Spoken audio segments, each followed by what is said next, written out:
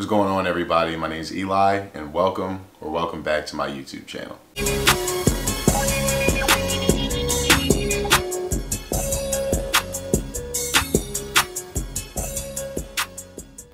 So in today's YouTube video, I wanted to talk about how I got better grades in dental school than I did in undergrad.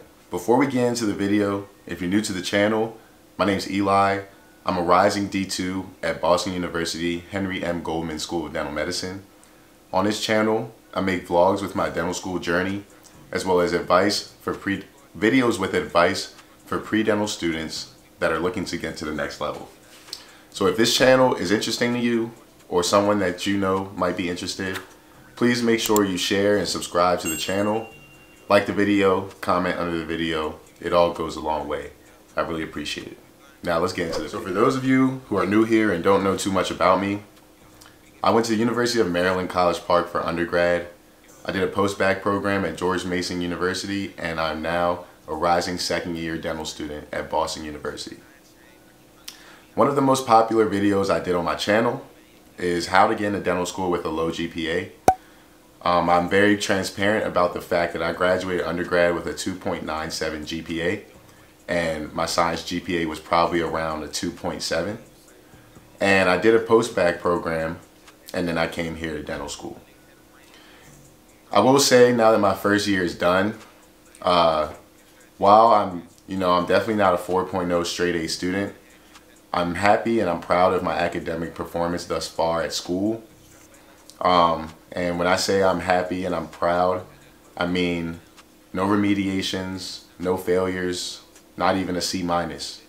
And for someone who graduated from undergrad with a low GPA, that's something that didn't even really seem possible when I was graduating in 2017 from undergrad. So I wanted to share some of the things that allowed me to improve my academic performance.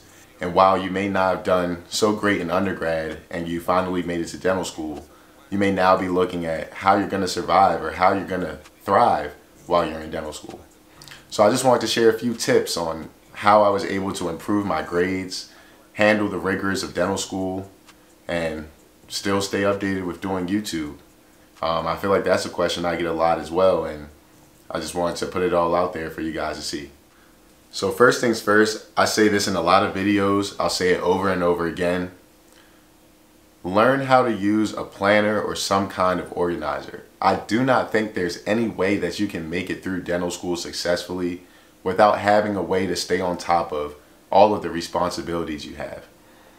Last year, I used a paper and pencil type of planner.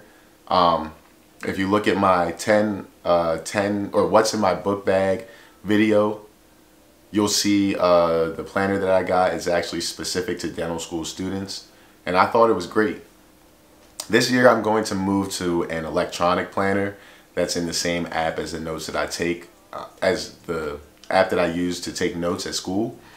The planner that I have is a little more encompassing of what I do now, which basically it'll allow me to have the space to write down what I need to get done for school, but also have the space to write down what I need to get done as far as YouTube, organizations, life, all that other stuff. But I will never, ever, ever, ever, ever try to go a year in dental school without using a planner. I don't think it's a recipe for success. I think it allows you to get stuck and fall behind on things, and that's just my personal advice. Obviously everyone's different, but I think that's a good way to start improving your performance. Another thing I started doing in dental school that I didn't really do in undergrad was get help early. The moment that you're falling behind in class, you need to go to your professor, go to a tutor, or go to an older student at your school and ask how you can be successful in that class. Don't wait until the first exam to fail and find out that you need help. Don't wait until the second exam after you barely passed the first exam and then fail the second exam, then find out you need help. As soon as you feel like you're falling behind, or you don't know how to study for that class, or you don't know how the class will test you on the material, get help. The earlier the better. Don't allow yourself to fall behind. I feel like in undergrad, that's what I did, and all it did was create extra stress while also forcing me to climb uphill throughout the whole semester. And that creates extra stress that, just is unnecessary.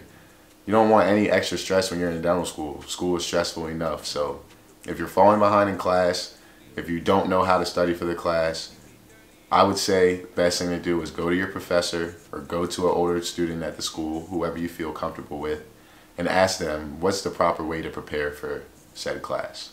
Another recommendation I have for getting better grades when you're in dental school, and obviously all of these are compared to things that I did not do in undergrad. Review your exams. All of our exams have a post-exam review session where you can go in and see the correct answers on the exam, find out what you got wrong, etc.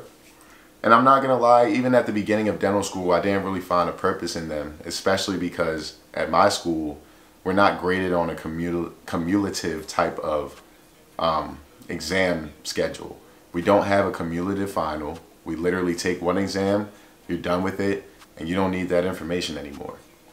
But the benefits of going to the post-exam review is finding out where you went wrong. Sometimes it's not always about the content, it's about your process of elimination or how you're reading the questions. Going to a post-exam review is very beneficial for the class regardless of if you need to know that information anymore or not. So if your school offers the opportunity to review your exams after you've taken it and see the correct answers, I highly suggest that you go to those. If you got anything lower than an A, I highly suggest that you stop by those and go check out where you went wrong on your exams. The last thing, and obviously this is the pot calling the kettle black, don't overload yourself. I do school and YouTube because I'm capable of doing both. I am able to manage my time well enough to do both. But if you, or for me, if at any point I felt like school needed more attention and I needed to draw back from YouTube, I had no issue doing that. I was not sticking to a routine schedule of publishing a YouTube video once a week or every Monday and Wednesday because of that. I'm a student first, school comes first, and without school, this YouTube channel is nothing. So that's where my priorities lie, and that's how I manage my time. If at any point in time school needs more of my time, YouTube gets less of my time. That's just the way time management works. You have to shift. It's just like budgeting your time. Same way that you budget money. When you need more money for groceries, you take away money from going out. Simple as that. So this was a quick video. I just wanted to share a few things that I thought are beneficial to help you do better in dental school. And I think this can benefit people who are coming from a poor performance in undergrad, or maybe your grades started slipping during your first year of dental school and you're looking for a way to pick back up on them. Either way, I hope that this video was helpful to anybody that watched it. If you have any questions, please leave a comment below. I respond to all of them, and someone else may have the same question that you have, so it's important to leave a comment if you have a question.